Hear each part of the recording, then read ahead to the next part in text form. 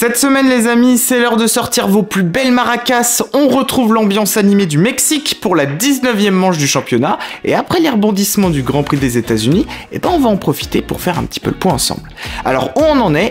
Ça tombe bien, la preview c'est tout de suite, c'est parti. Alors les amis, ça a été un peu les montagnes russes, Austin, la disqualification de Leclerc et d'Hamilton, a forcément été un peu la douche froide pour Ferrari et Mercedes, qu'on semblait avoir fait globalement un beau week-end. Si chez Ferrari le rythme sur un tour, il est toujours aussi bon, on a vu qu'aux États-Unis malheureusement côté dégradation des pneus, on n'a toujours pas résolu le problème. Faut dire aussi que la stratégie en arrêt pour Leclerc, elle était aussi assez risquée et ça l'a pas spécialement aidé, d'ailleurs Vasseur l'a reconnu. Ça m'a aussi beaucoup surpris, je dois vous dire, étant donné qu'on sait que la gestion des gommes, c'est le talon d'Achille des rouges, c'était donc un petit peu se tirer une balle dans le pied. L'idée de base, elle était pourtant pas mauvaise, panacher les possibilités entre les deux pilotes, mais on a perdu en tout cas, très vite, toute chance de s'imposer. Le rythme manquait de toute façon, bien que Carlos s'en est quand même plutôt pas mal sorti. Celui qui s'en est aussi très bien sorti, avant sa disqualification bien sûr, c'est Lewis Hamilton. Il l'a dit d'ailleurs à Austin, c'est pour lui les premières évolutions significatives de chez Mercedes et les premières qui ressemblent vraiment depuis près de 2 ans. En tout cas, on se rapproche plus que jamais de la victoire chez les Flèches Noires, et à quelques tours près, ça pouvait bien le faire, de quoi en tout cas booster la confiance de l'équipe. Ceux aussi qui sont dans une bonne dynamique, c'est bien McLaren qui, grâce au podium de Norris, a pu récupérer la 4e place constructeur à Aston, et autant vous dire qu'on n'est pas prêt de s'arrêter là. Ça fait 4 courses que Norris a pu quitter le podium, et sans l'abandon de Piastri, on aurait pu marquer de gros points. En tout cas, ça confirme une fois de plus qu'ils sont à l'aise sur tout type de circuit, d'autant plus qu'Andrea Stella et Lando lui-même pensaient qu'à Austin, on serait moins à l'aise. Ça confirme en tout cas que plus la saison passe, plus on a de concurrents qui vont se battre pour la victoire, et Verstappen va devoir redoubler d'efforts s'il veut rester invaincu sur la fin de saison.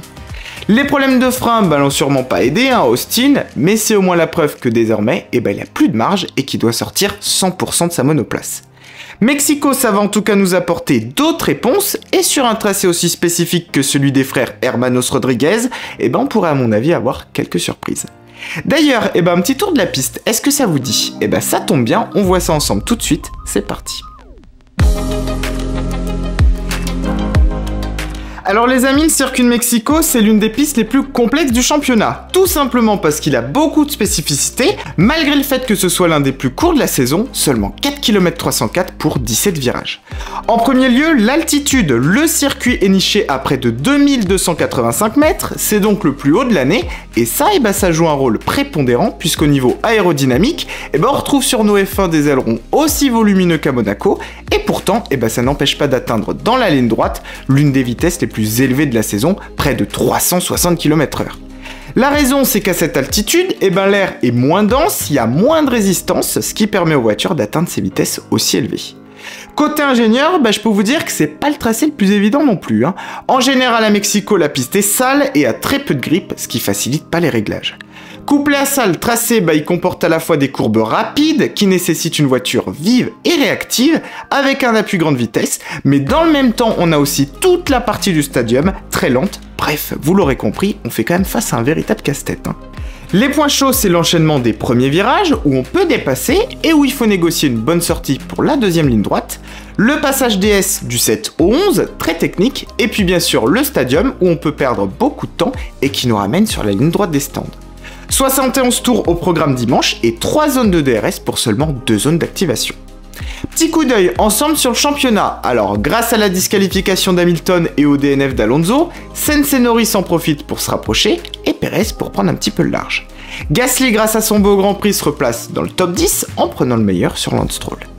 Côté constructeur, l'étau se resserre entre Mercedes et Ferrari avec maintenant seulement 22 points d'écart, pendant que McLaren chip la 4e place à Aston, qui aura désormais bien du mal à lutter. Dans la deuxième partie de grille, on continue de se tirer la bourre entre Williams Alpha et aussi Haas et AlphaTauri avec tout juste 16 points de différence pour 4 places au championnat. Les enjeux, ils seront en plus cruciaux pour les revenus en fin de saison, ça on le sait. On se tourne ensemble maintenant sur notre programme. Vendredi, les FP1 seront à 20h30, puis la deuxième séance sera à minuit. Samedi, la troisième séance commencera à 19h30, puis la qualif sera à 23h. Et enfin dimanche, rendez-vous pour la course à 21h.